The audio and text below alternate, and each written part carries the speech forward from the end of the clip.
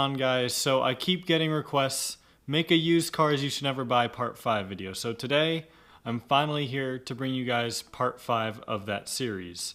Now if you have not seen the first 4 parts of that series, the links for them will be all in the description and in the pinned comment, so feel free to check them out. I think you'll find them very intriguing. There's a couple things I want to mention before this video starts. One of them is not related to the video, so I'll go ahead and get that one out of the way first. And that is that I finally have a website launched where you guys can go and purchase Auto Autopsy decals. These are very, very high quality decals. I had them professionally made. I paid for them. I wasn't sponsored for them. So the link for my website will be in the description as well as the pinned comment. So definitely at least go check it out. There will also be a space there for you to go to my Teespring page, which has the shirts, hoodies, tank tops, whatever that I also have. My friend and I have been working very hard on that, and we finally got it up. I'm very happy with how it turned out, so let me know what you guys think. Go ahead and check it out, possibly even buy a decal if you're interested. And the other thing that I want to mention is the disclaimer that I've mentioned in the previous used cars you should never buy videos, and that is that not every car is going to have every problem that I mentioned. So for example, if I say the Ford Explorer has a bad transmission and you own a Ford Explorer but your transmission is good, that's great. I'm not saying that every single Ford Explorer on the road is going to have a bad transmission. Because in the past few parts I've gotten a lot of comments saying, oh, I have this car that you mentioned and you're a complete idiot. It doesn't have any of the problems that you listed. But, you know, there's tons of forums and research that back that up. So I'm not going to get into a debate or anything now, but I just wanted to mention that disclaimer before we got started. So let's go ahead and get into the actual video now. So first up on my list is the Audi Allroad. The Audi Allroad was produced between 2001 and 2005 and has since been resurrected in the last couple of years. But the Allroads I'll be referring to are from the previously mentioned years. So if you watched Doug DeMuro on YouTube, you might have seen him run over an old and tarnished Allroad with his Land Rover Defender. And while it was equipped with a lot of luxurious features from its time, it did have a lot of problems. For example, the turbos failed very frequently and they were quite expensive to repair. Audi's Tiptronic transmission from the Allroad was weak as well, and its air suspension wasn't any better and was again another extremely costly repair. The Allroad's 250 horsepower twin-turbo 6-cylinder might seem like a performance bargain, but it could also cost you with huge repairs in the long run. Number 2, the late 2000s and early 2010s Hyundai Sonata. The Sonata might initially appear to be a cheap and reliable used daily driver, but it has much more problems than other cars in its class. Engine seizing was one of the most common complaints, along with consistent stalling, oil consumption, and more. Steering was also a problem, as many owners described experiencing a clicking noise when turning or consistent shaking and unsteadiness coming from the wheel. The starter was another bad part on this model year range of Sonata as well. Number 3, the 2012 and up Ford Focus. If you've seen the previous videos of this series, you might remember that I already put the Ford Focus on this list. That Ford Focus was from an earlier generation, and the newer one is just as bad, if not worse. Ford has begun to fix a few of the problems in its more recent model years, but 2012, when they introduced the new generation, is the worst. And I also want to stress that the inclusion of the Focus on this list does not encompass the ST and RS, as those are both totally different and great cars. The Focus of this generation has an overall poor automatic transmission and a weak clutch. It's jerky at low speeds, shudders when you take off, and is often rough shifting. Owners also complained of bad electronics, especially with the radio malfunctioning. Like the Sonata, the Focus also had its fair share of steering problems, and power from the non-performance models isn't anything special. It does come with a fair amount of standard features, but isn't really going to give you the best bang for your buck, and I would personally spend my money elsewhere. Number 4, the late 2000s Dodge Journey. Well, if you thought we'd make it through an entire video without mentioning a Chrysler product, you're wrong.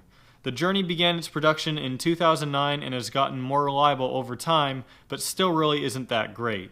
Oddly enough, the most common gripe owners of the Journey had were the brakes. Premature brake and rotor wear was very common, as well as noisy brakes and malfunctions with the entire brake system as a whole. The Journey also had problems with its starter and other components that might lead the car to not turning over. The engine and transmission in the Journey weren't all that bad, especially when you compare it to other cars on this list and in this video series. Number 5, the Hummer H3. The Hummer H3 isn't really a common car, but I still want to include it on this list to warn you against purchasing one. The H3 was a smaller version of the Hummer H2, which was more of a social status symbol than anything else. The H3 was only in production for 5 years from 2006 to 2010, and it never really sold well. It guzzled gas, although not as badly as the H2 did. It still only got about mid-teens fuel economy combined. It was also heavy and slow, just like the H2. It didn't ride well, it was full of cheap plastic, and honestly, I don't think it looked very good either. Owners most often complained of the engine running roughly, leaking valves, and cylinder head problems. There was also a problem with what was called the pass lock light, and that prevented drivers from even starting their car. And there were also a few issues with the suspension as well. Number 6, the early 2000s Jaguar X-Type. The X-Type, like the H3, isn't as commonplace as many of the other vehicles on here, but I still wanted to include it. The X-Type might seem like a cool option if you want something good looking and luxurious, but I believe there are better options. The X-Type wasn't very powerful, featuring at most a 227 horsepower 6-cylinder engine. Sales were never really very good with the X-Type because most consumers opted for the more popular German alternatives, which honestly doesn't surprise me. I probably would too. Except at the time, of course, Saab was still around, so don't worry. I'd go for the Saab. One of the big problems with the X-Type was its transmission and leaks. Repairs when something went wrong were also very, very pricey. Number 7, the mid-2000s Jeep Liberty. The Liberty is yet another Chrysler product on this list, and its most popular complaint related mostly to the windows and the window regulators, which broke more often than probably any other car on the market. The air conditioning wasn't the best, and the compressor sometimes failed, and another weird issue that owners encountered was gas overflowing from the tank when refueling. So I don't know if there was a sensor in there that was supposed to sense when the tank was full, and it just didn't work and gas ended up all over the car and ground. But that's really annoying and could honestly be dangerous as well. The 3.7 liter V6 in the Liberty wasn't really terrible, but it did experience minor problems here and there. Number 8, the early 2000s Mitsubishi Galant.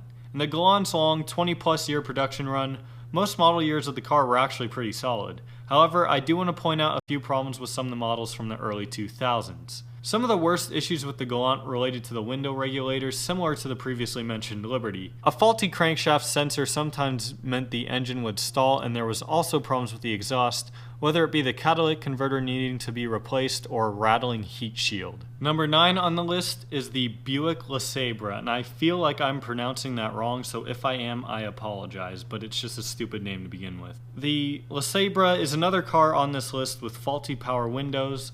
One of the most common complaints on the car related to the windows not working properly, and there were other electrical issues and interior issues as well. Owners had to deal with a faulty dashboard and sometimes a faulty or misleading fuel gauge. The transmission failing wasn't terribly common, but it should be noted that it wasn't completely rare. The intake manifold was about the only cause for concern with the engine, as it was one of the bright spots of this car.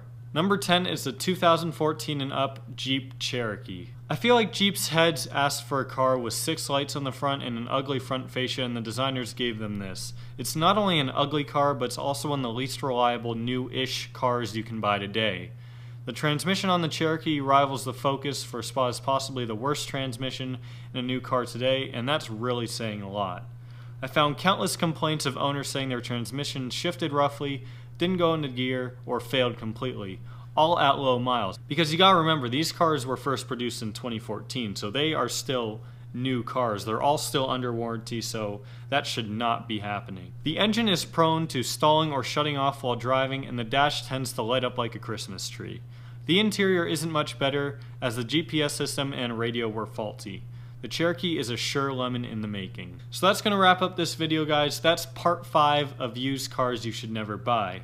If you guys would like to see a part 6, 7, 8, 9, 10, however many parts you want to see, let me know down below in the comments. If you have any additions to the list that haven't been mentioned in any other previous videos in this series, please leave those down below in the comments. Please do me a favor and check out the website as well. My friend and I worked very hard on it, and I'd really like to hear your feedback. And if you're even interested, feel free to purchase a decal as well. It'll really help make the channel a lot better. So that's going to end this video, guys. Thank you all so much for watching, and I'll see you next time.